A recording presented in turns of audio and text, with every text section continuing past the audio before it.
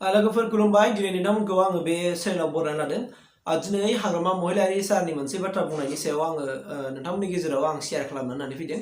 जोङो सावरायगोन मोजाङै डिसकासन खालामगोन थार बाथ्राया मा जे हाग्रामा महिलारि सारा मिडियायाव मोनसे बेरफ्रोथार बिबुंथि होदों मानि सायाव इउपिपिएल गभर्नमेन्टनि सायाव इउपिपिएल गभर्नमेन्टआ आथिखालाव माबोरै सरकार सालायदों बे आयदानि सायावहाय जेनेखि बारग' जेनेखि बिटिसिनि चिफ हाग्रामा महिलारि सारा दिनै मोनसे बाथ्रा बेफोरसा बाथ्रा बुंदों बेखौ आं नोंथांमोननि गेजेराव खिथानानै होनो नागिरदों स' नोंथांमोना जुदि मिथिनो लुगैयोबा नायबानो जाबाय स' बाथ्राया बेनो लोगोफोर हाग्रामा महिलारिया होनदोंखि इउपिपिएल गभर्नमेन्टआ दिनैसिम मोजां रोखोमै दासिमबो सरकार सालायनो हायाखै एबा दिनैसिमबो इउपिपिएल गभर्नमेन्टआ मोजां रोखोमै सरकार सालायनो रोङाखै होननानै दिनै बुंदों आङो दा भिडिअखौ एसे ससे होगोन कमिउनिटि हলত तो ইয়াত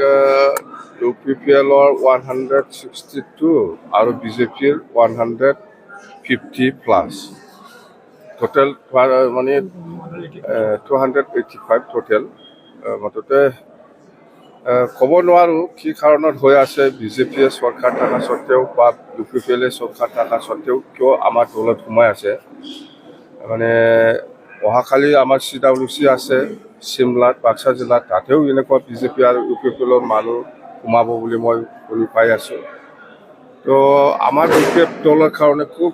মানে লাখি বুলি আমি ক'ব পাৰিম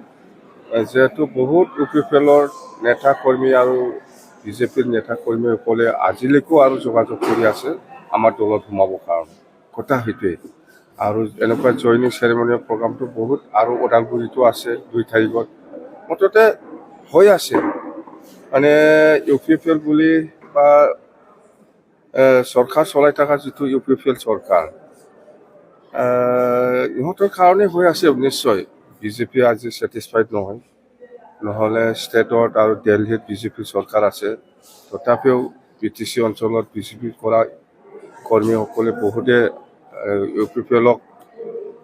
বেয়া পাই পেলাই আমাৰ দলত সোমাই আছে তাৰমানে ইউপিপিএলে ছেটিছফেকশ্যন চৰকাৰ চলাব পৰা নাই বিজেপিক লৈ পেলাই বিজেপিয়ে খুব মানে ভাল পোৱা নাই মুঠতে টোটেল কথা मानि थाखाय बुंदों नोंथांमोना बयबो मिथिबाय जानो हागौ जे बारग' जेनाखि बिटिसि चिफ हाग्रामा महिलारि साराथ' एक्सपिरियेन्स गोनां जाखाबाय नालाय 17 बोसोर गभर्नमेन्ट सालायनानै एक्सपिरियेन्स जाबाय दा बियो बेनिखायनो जानो हागौ किबा जों मोनदांदों कि जानो हागौ जे प्रमद बर' सारनि जेनाखि इउपिपिएल गभर्नमेन्ट जेनाखि दैदेननाय बावहाय जेनाखि माखासे जेनाखि मा होननानै बुंदों सालायनांगौमोन बे दिनैसिमबो माबा जायाखै आरो बै गोबां समाव गोबां बाथ्रा बुंबोबाय थानाय जों मिथिनो मोन्दों आरो जोंबो मिथिदों मिडियायावबो जोंबो नुदों कि माखासे डिपार्टमेन्टखौ 7टा जेनाखि डिपार्टमेन्टखौ दिनैसिमबो आसाम सरकारनो हरनायनिफ्राय लाबोफिननो हायाखै बे बाथ्राखौ मिथिनो मोन्दों आरो लोगोसेयैनो मा होननानै बुंदों रायजो राजाफोरनि डेभेलपमेन्टनि खामानिफोरखौ मावनो हायाखै होननानै बुंदों बे जाहैबाय मा हाग्रामा महिलारि सारनि नुनायनि बाथ्रा जोंनि नुनायनि बाथ्रा नङा बियो दा बेखौनो जों सावरायनो नागिरदों आरो सावरायगासिनो दङ लोगोसेयैनो दिनै आं मिथिनो मोन्दों कि दा माने बिटिसिआवहाय ग्रेड 4नि गोबां माखासे पस्टफोर भेकेन्ट जानानै दङ ग्रेड 3 आरो ग्रेड 4 नाथाय दिनैसिम बेखौहाय दिनैसिमबो बिटिआर गभर्नमेन्टनिफ्राय रिक्रुटमेन्ट खालामनानै बेखौ दिनैसिमबो पस्ट भेकेन्ट पस्टफोरखौहाय फिलआप खालामनानै होआखै होदिया सिङाव मा होनना दङ प्रब्लेमफोर दं बेखौ जों मिथिया ना प्रसेसिं सोलिगासिनो दं नामा बेखौ मिथिया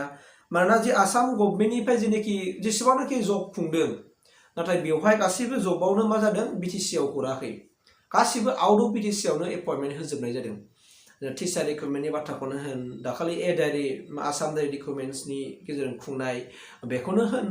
बा मेडिकेलनि खुंनाय बेखौनो होन दा गोबां माखासे जेनाखि पस्टफोर दिनैसिम बिटिसिनि 4 जिल्लायावहाय भेकेन्ट जानानै दङ दा बे 4 जिल्ला दाथ' 4 जिल्ला जानो थांगासिनो दङ नङा होमबा जाबायखौनो होनांगोन तामुलपुरजोंहाय दा बैफोर जिल्लाफोराव गोबां डिपार्टमेन्टआव गोबां माने मासिनि भेकेन्ट जानानै दङ जायफोर स्टाफखौ दिनैसिमबो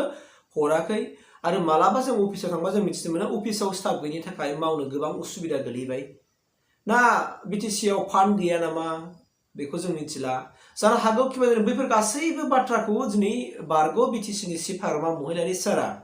जेनेबा मिथिनानै नङा होमबा मिथिनानै किबा बुंदों खोमा दानि जेनाखि सरकार प्रमद बर'आ मोजां रोखोमै सरकार दैदेननो हायाखै बे बाथ्राखौ बुंनाया हयथ' नंगौ खोमा थार बाथ्रा खोमा स' बेनिखायनो बिथाङा बिभिन्न माने मा होननानै बुङो सर्सनिफ्राय मोननानै हयथ' बाथ्राफोरखौ बुंनो जानो हागौ दा बेवहाय आं बुंनानै होग्राया आं दायनिगिरि जानांगौ बेथ' नङा दिनै आङो जास्ट नोंथांमोननि गेजेराव सिट बारग' सिबा माबा बुंदों बे बाथ्राखौ नोंथांमोननि गेजेराव शेयार खालामनानै होदों दा बेवहायनो जोंनि मानसिफ्रा सोरबा सोरबा गोबां बाथ्रा बुंहरो कि उमुगनि सापर्टार उमुगनि माने लंपेन्ट सिङाव थानाय बबेबा सिङाव थानाय बाथ्राफोरजोंसो कमेन्ट हरो बेबायदिखौ आं नुनो मोनो आरो मालाबा मालाबा बे गावबागाव आखुथाय बेवहाय जेबो मेटार गैया रावनाव फेक्टर जाया दा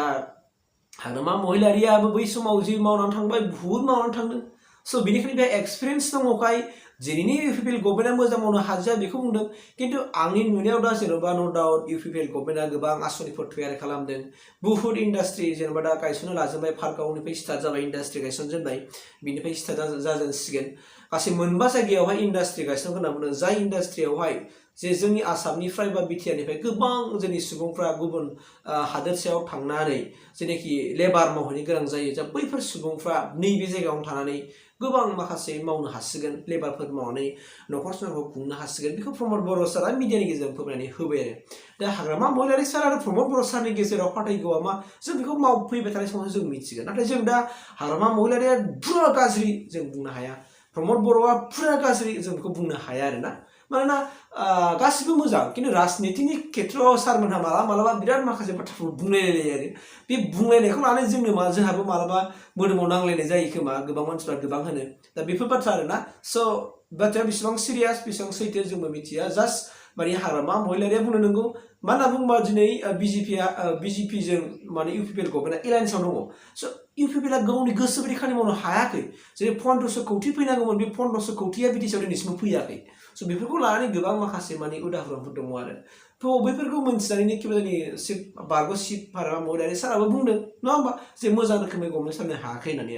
आरो गोबांथार जोंनिखि इमप्लिमेन्टेसन दङ इमप्लिमेन्टेसन खामानिया जाफुङाखै एबा जागोन लासै लासै जानो थांगासिनो दङ नङा होमबा दिनै मोनसेनि